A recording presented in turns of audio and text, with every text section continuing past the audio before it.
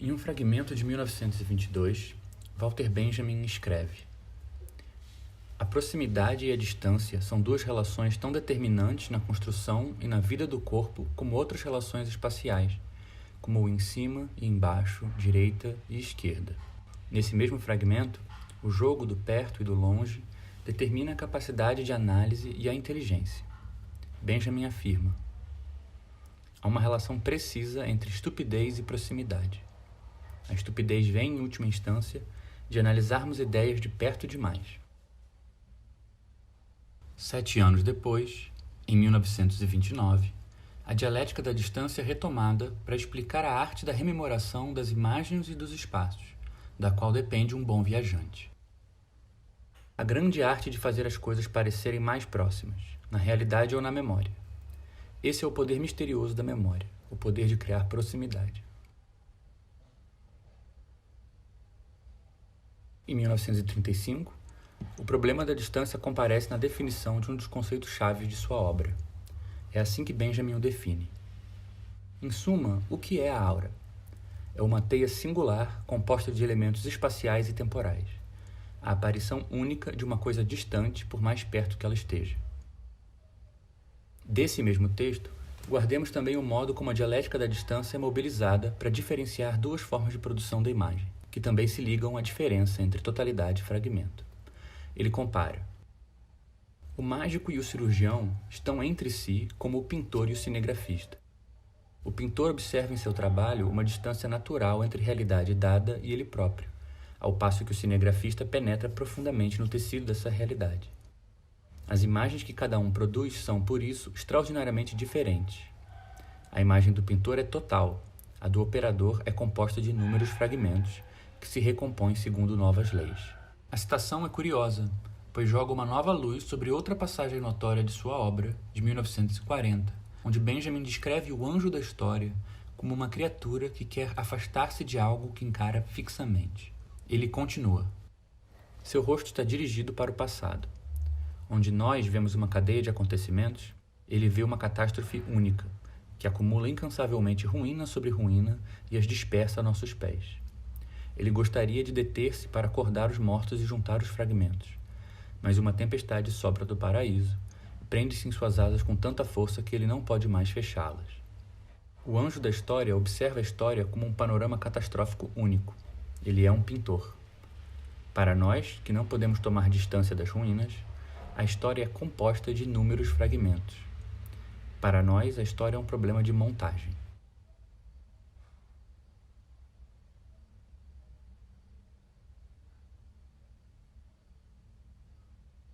Na obra de Benjamin, técnica e linguagem disputam o espaço-tempo. De um lado, a contração e dilatação das cidades pela força do desenvolvimento técnico. Do outro, a memória do viajante que encontra uma medida íntima para os espaços que percorre. De um lado, os objetos industriais que se acumulam até não caberem nas vitrines, nas exposições e na experiência. Do outro, a linguagem comum ao homem e às coisas, a esperança de um tecido capaz de expandir o mundo sem desvincular seus fragmentos. De um lado, o trabalho morto que se vinga do trabalho vivo. Do outro, a letra morta que sempre pode ser reanimada.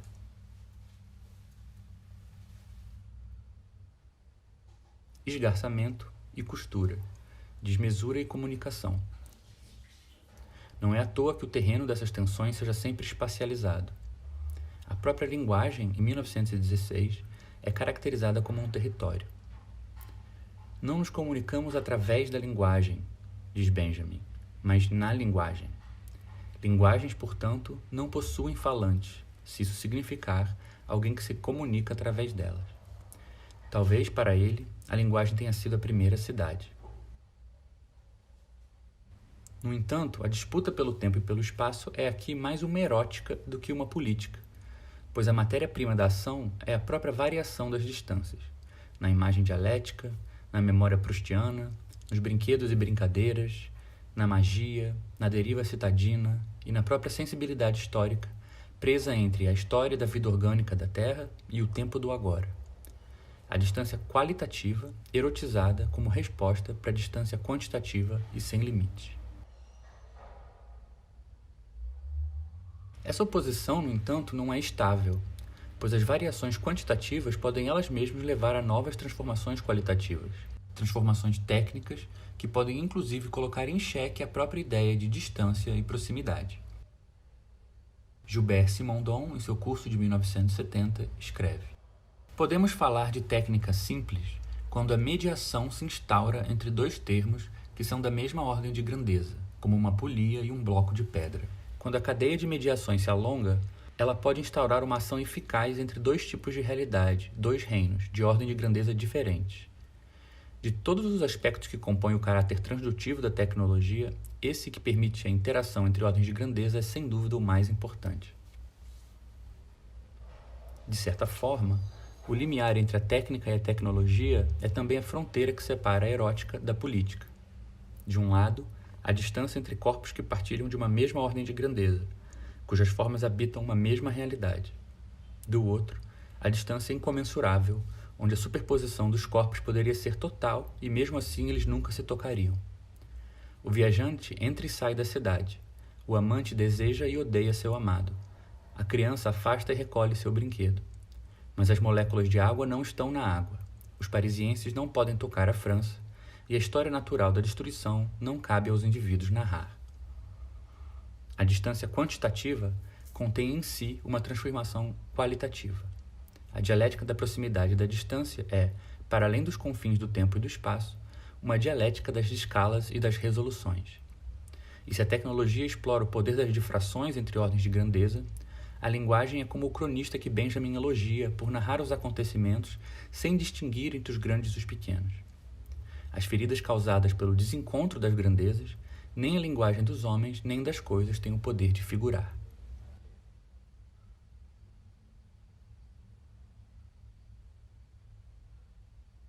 Imagine um segmento de reta. Agora escolha uma unidade, uma parte dessa reta, que usaremos para recobrir todo o segmento. Você pode chamar essa pequena parte de unidade métrica, mas pode também chamar de resolução, como quando dividimos uma imagem em pixels. Uma parte menor vai dividir a reta em mais pedaços. Uma parte maior vai recobrir o segmento com poucos bits, menos pixels, uma resolução mais baixa. Imagine que escolhemos uma parte de comprimento 2. Agora cobrimos a reta com essa unidade. Precisamos, digamos, de 5 partes para cobrir tudo. 5 vezes 2. A reta tem tamanho 10. Agora imagine que escolhemos uma parte menor, a metade, uma parte de extensão 1. Precisamos agora de 10 partes para cobrir toda a reta. Mas 10 vezes 1 é o mesmo que 5 vezes 2. As duas medições que escolhemos convergem na mesma medida do espaço. Imaginemos agora uma região litorânea, sua costa. Qual o seu tamanho? Vamos repetir nosso procedimento anterior. Escolhemos uma unidade métrica. Vamos repartir a linha costeira em quilômetros. Você pode imaginar um carro que percorre o litoral sempre pela estrada que beira o mar e que ao fim do percurso registra o quanto se deslocou. Digamos que esse carro andou 100 quilômetros. Mas vamos escolher agora outra resolução, não quilômetros, mas metros. Você pode imaginar um estranho andarilho que caminha ainda mais próximo da água, seus passos sempre a 1 metro de distância do outro. Ele permanece rente à costa de um modo que as estradas não são capazes. Ele percorre as reentrâncias e protuberâncias do litoral, a curvatura das baías e a proeminência das penínsulas. Ao final de seu percurso, ele não caminhou 100.000 metros, isto é, 100 quilômetros, mas 150.000 metros.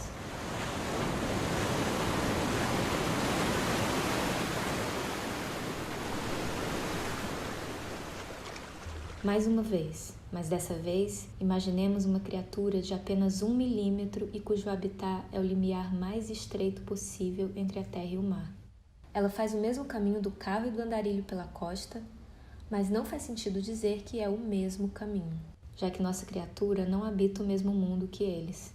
No seu mundo, por exemplo, não existe areia. Existem pequenas e grandes pepitas de silício, cada uma de um tamanho diferente.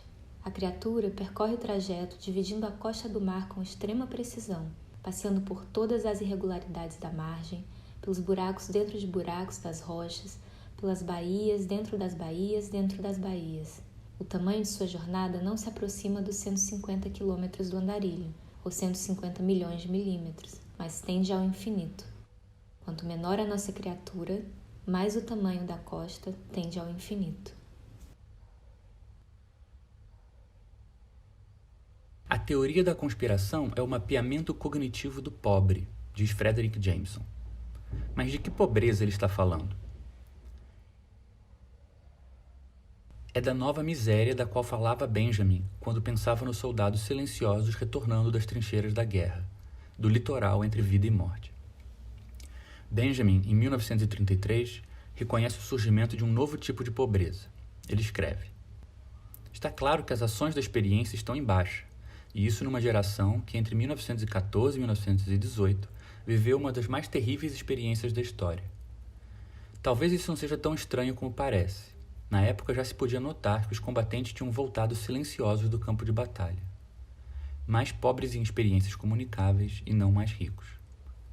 Uma geração que ainda fora à escola num bonde puxado por cavalos, viu-se abandonada, sem teto, numa paisagem diferente de tudo, exceto nas nuvens, em cujo centro, num campo de forças de correntes e explosões destruidoras, estava o frágil e minúsculo corpo humano. Uma nova forma de miséria surgiu com esse monstruoso desenvolvimento da técnica, sobrepondo-se ao homem. O monstruoso desenvolvimento da técnica, emblema para Benjamin do desvinculamento do patrimônio cultural e da experiência, não é apenas o desenvolvimento técnico, mas seu desenvolvimento em outra coisa, em tecnologia de guerra. A Primeira Guerra Mundial é também a primeira guerra em que a resolução do mundo visto desde um avião de bombardeio não converge com aquela do soldado bombardeado. Para Benjamin, no entanto, que situa as distâncias entre técnica e linguagem, o principal sintoma do choque entre ordens de grandeza diferentes só poderia ser a falta de experiências comunicáveis. É com certa amargura e honestidade que ele conclui seu texto com um elogio da nova pobreza. Pois aquilo do qual ela é pobre, pobre de uma medida comum, pobre de comensurabilidade, ela nunca poderia reaver.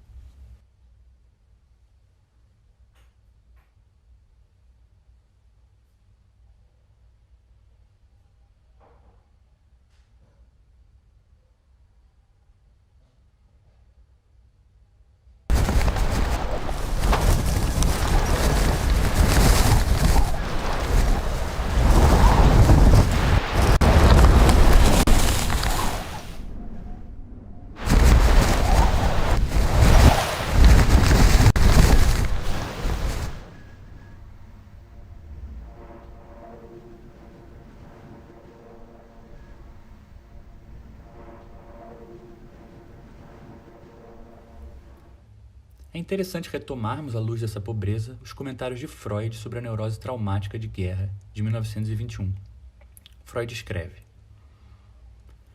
há muito tempo se conhece e foi descrita uma condição que ocorre após graves concussões mecânicas, desastres ferroviários e outros acidentes que envolvem risco de vida.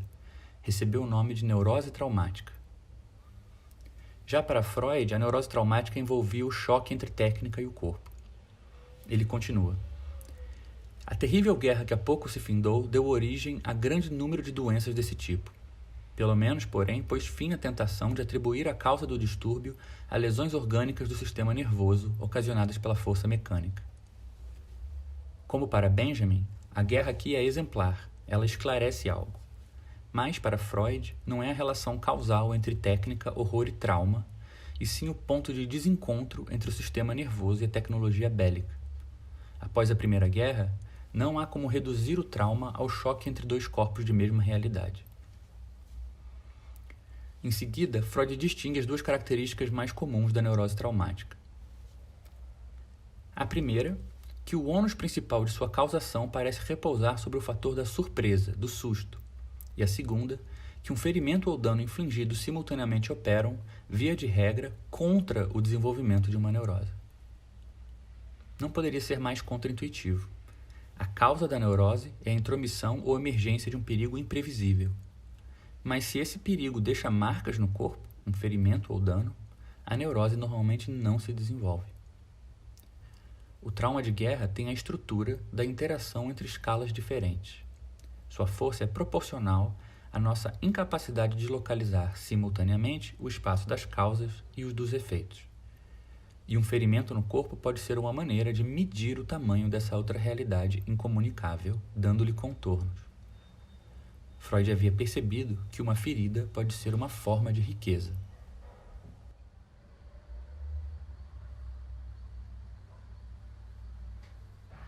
No tratamento do indivíduo, a neurose é apresentada como um problema do indivíduo. No tratamento de grupo, ela deve aparecer como um problema do grupo. É assim que Wilfred Bion e John Hickman introduzem um experimento pioneiro realizado no Hospital Militar de Northfield ao final da Segunda Guerra Mundial, quando tinham sob seus cuidados 300 ou 400 soldados. Aparecer como um problema de grupo, no entanto, não significa reunir em um grupo soldados neuróticos, e nem utilizar um grupo para dramatizar ou reproduzir as neuroses de um indivíduo. Tratava-se antes de encontrar a medida adequada do trauma, a sua resolução.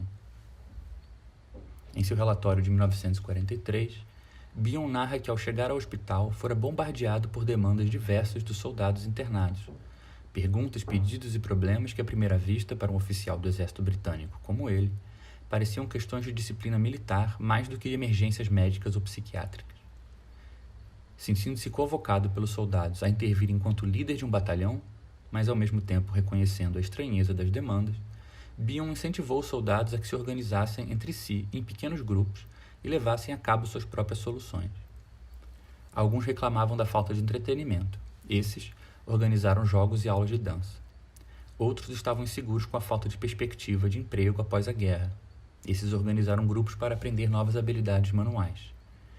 Mas Bion percebeu que, independentemente das razões individuais de cada soldado para participar de um grupo, e independentemente até da função específica de cada grupo, certas dinâmicas e impasses organizativos se repetiam.